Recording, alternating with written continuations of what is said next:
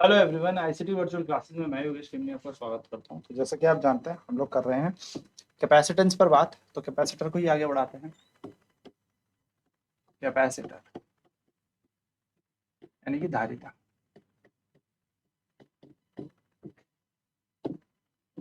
देखिए, अगर मैं बात करूं तो हमने पढ़ लिया था पैरेलल प्लेट एयर कैपेसिटर। अब बात करेंगे parallel plate capacitor.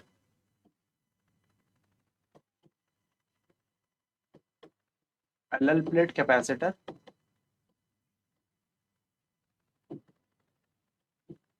Having dielectric slab placed in between the plates।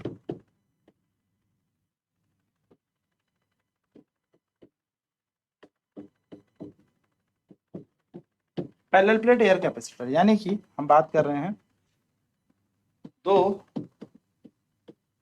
समांतर प्लेटों में धारिता यदि इनके बीच एक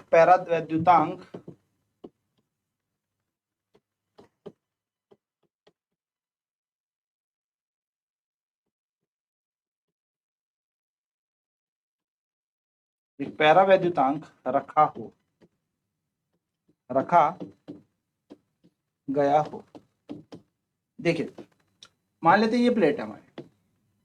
एक पॉजिटिव प्लेट हो गई, एक नेगेटिव प्लेट हो गई, और इसके बीच में हमने एक डाइलेक्ट्रिक की स्लैब रख दी, एक पैरावैद्युतांक रख दिया। ऐसे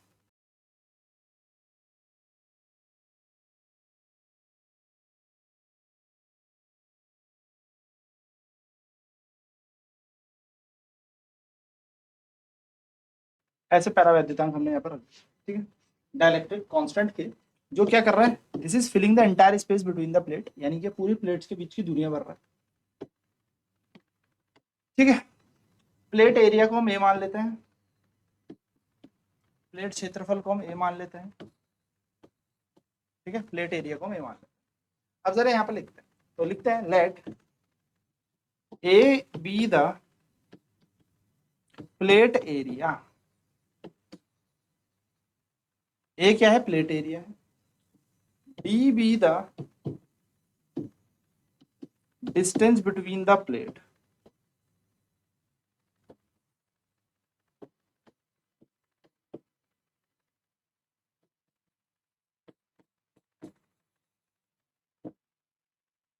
ए क्या है, प्लेट क्षेत्रफल है।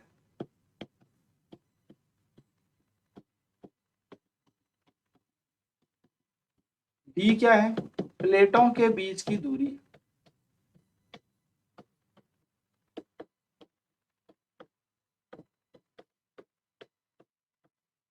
ठीक, प्लेटों के बीच की दूरी।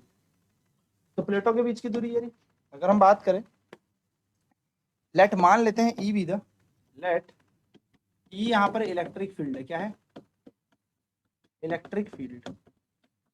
ई यहां पर इलेक्ट्रिक फील्ड है बिटवीन द प्लेट्स,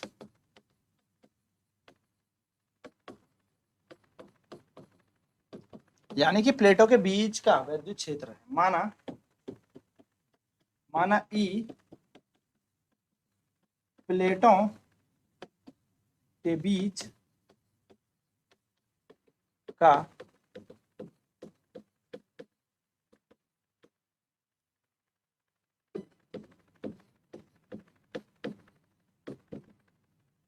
विद्युत क्षेत्र है।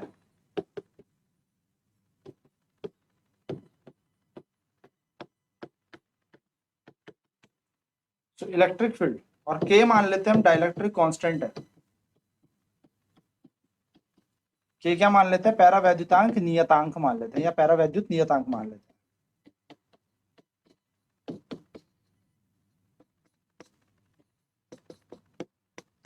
स्थिरांक या नियतांक जो भी आप कहते हैं। So the electric field is given bye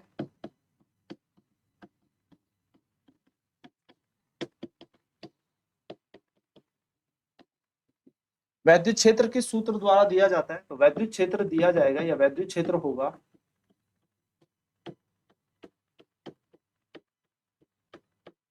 E बराबर sigma upon K epsilon not. ठीक है, क्या होता है ना, इलेक्ट्रिक फील्ड जो होता है वो घट जाता है के टाइम्स। ठीक है, जितना भी वायु में वैद्युत क्षेत्र होता है उसके के टाइम्स के गुना घट जाता है, तो यहाँ पर के से गुणा हो जाता है। ठीक है, ये इलेक्ट्रिक फील्ड हो गया। Where sigma is the surface charge density, sigma is the surface charge density, जहां सिग्मा पृष्ठ आवेश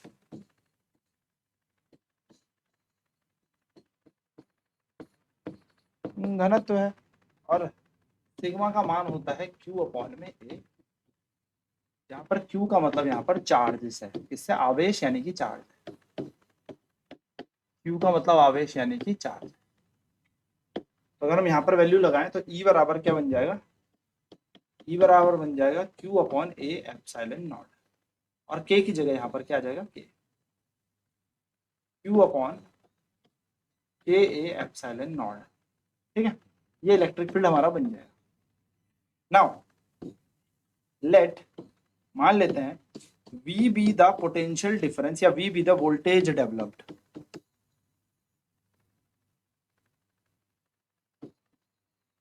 यानी कि V जो है वह वोल्टेज है।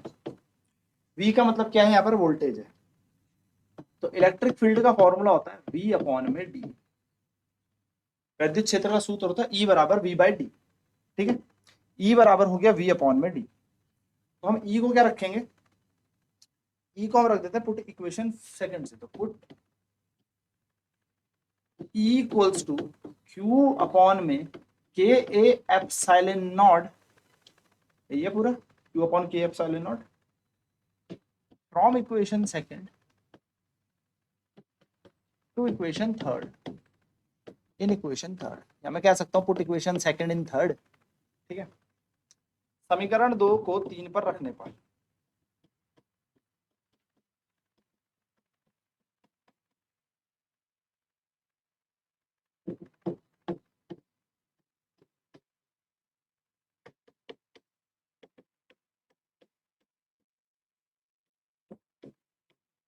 समीकरण 2 को समीकरण 3 पर रखने पर तो क्या बन जाएगा? हमारे पास इलेक्ट्रिक फील्ड आ जाएगा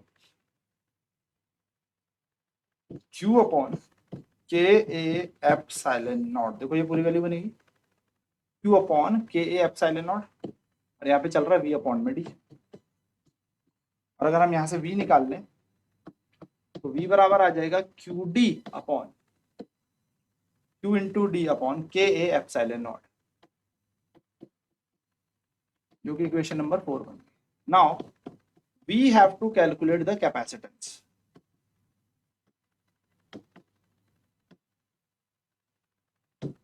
we have to calculate the capacitance। हमें धारिता ज्ञात करनी है, हमें धारिता ज्ञात करनी है। अगर हमें धारिता ज्ञात करनी है तो we know that, let C को मान लिया मैंने कैपेसिटेंस, सी को क्या मान लिया मैंने? कैपेसिटेंस यानी कि धारिता। तो वी नो दैट, हम जानते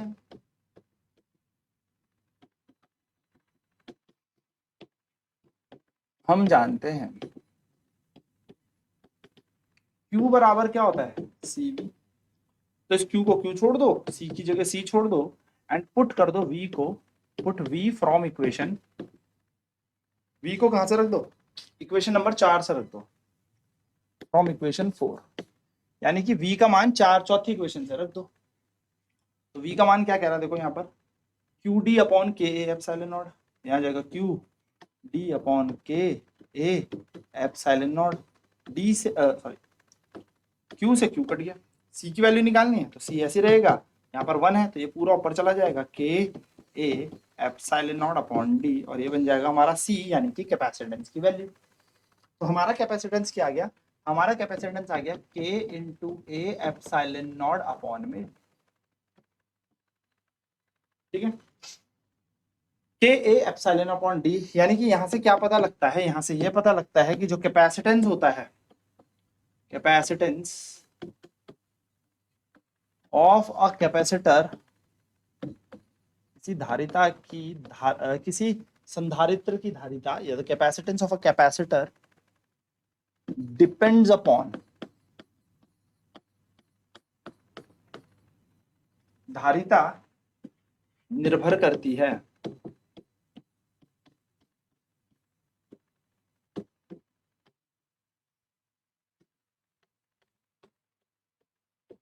धारिता निर्भर करती है सबसे पहले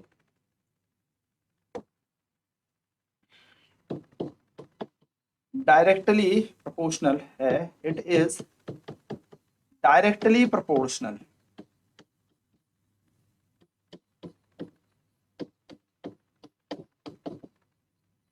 it is directly proportional to the plate area,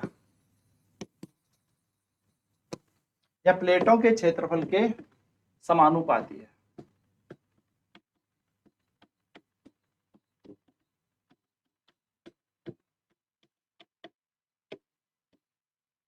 प्लेटों के क्षेत्रफल के समानुपाती है।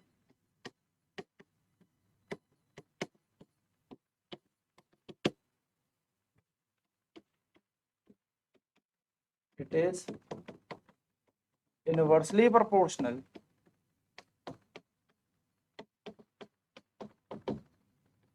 it is inversely proportional to the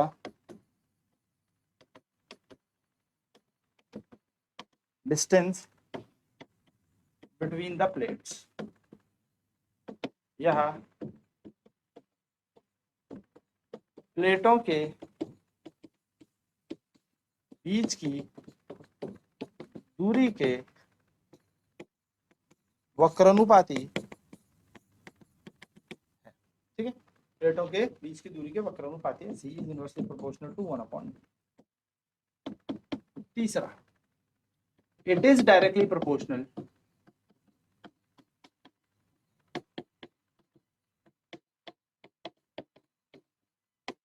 to the dielectric constant.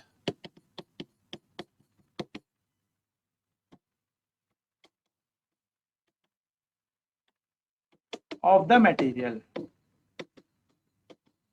यानी कि यह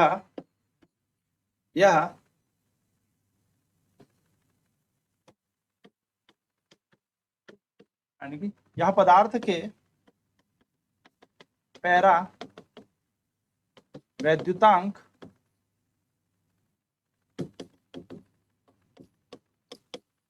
स्थिरांक के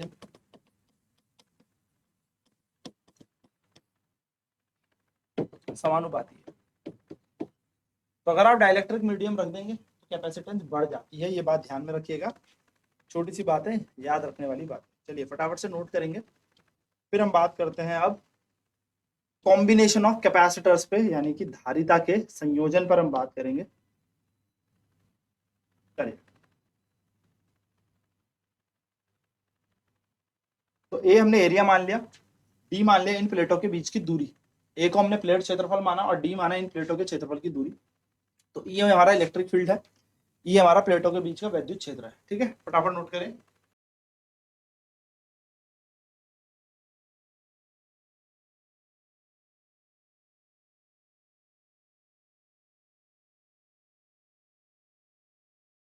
तो the electric field is given by वैद्युत क्षेत्र कैसे दिया जाएगा, E is equal to sigma upon K epsilon not.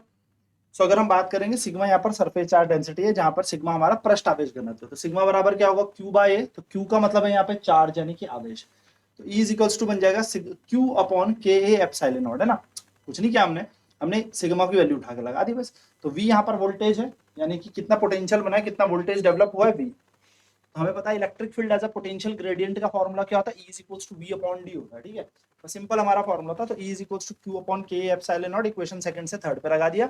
तो Q upon K epsilon naught equal to V by D आ गया, तो यहाँ से V की वैल्यू निकाल दी QD अपॉन के A epsilon not.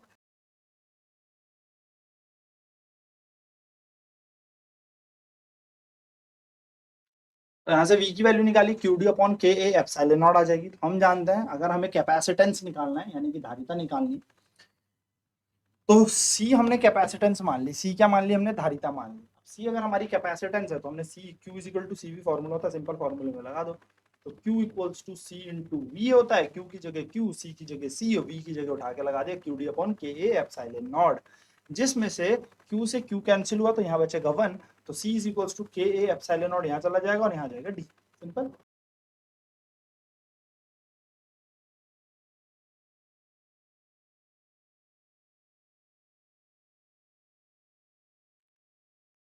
T is equal to K epsilon upon D, ठीक है, ये फॉर्मूला बन गया। तो यहाँ से पता लग गया कैपेसिटेंस, जो कैपेसिटर के वो किस किस चीज पे डिपेंड कर रही है।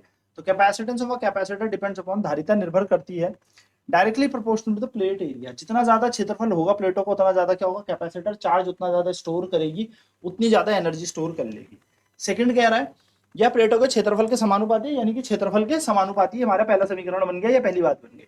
दूसरा, it is inversely proportional to the distance between the plates, या प्लेटों के बीच की दूरी के वक्रानुपाती है। C is inversely proportional to D. सीधी सीधी सी बात है, जैसे जैसे जैसे जैसे डी बढ़ता जाएगा वैसे वैसे सी कम होता जाएगा, दूरियां बढ़ती जाएंगी।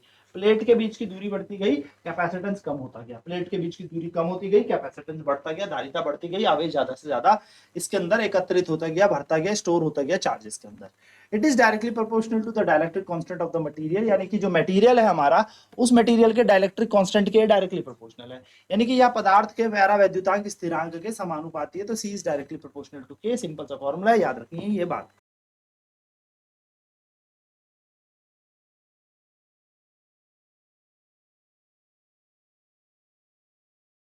चलो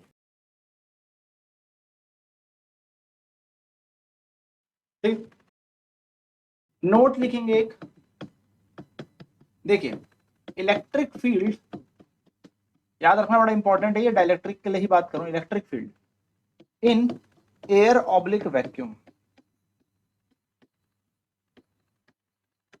भी ई नॉट,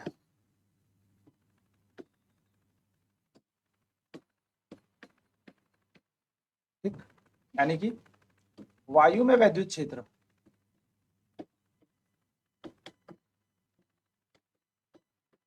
तो वायु में वैद्युत क्षेत्र कितना है, ई नॉट मान लिया हमने।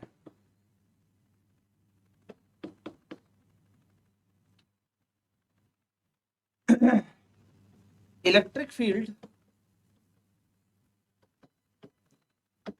इन मीडियम,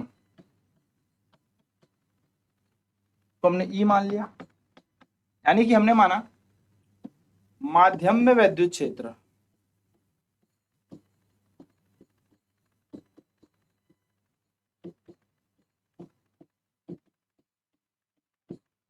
माध्यम में वैद्युत क्षेत्र ई मान लिया, के मान लिया हमने डाइलेक्ट्रिक कांस्टेंट,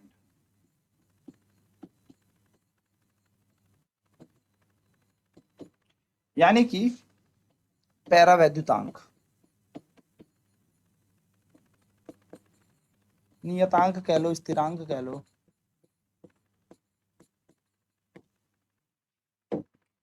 तो याद रखना एक छोटा सा फॉर्मूला, ई बराबर जो होता है वो होता है के 1/k इंटू ई, यानी कि जो मीडियम में इलेक्ट्रिक फील्ड होता है वो एयर के इलेक्ट्रिक फील्ड के 1/k टाइम्स होता है। यानी कि ऑन प्लेसिंग डाइलेक्ट्रिक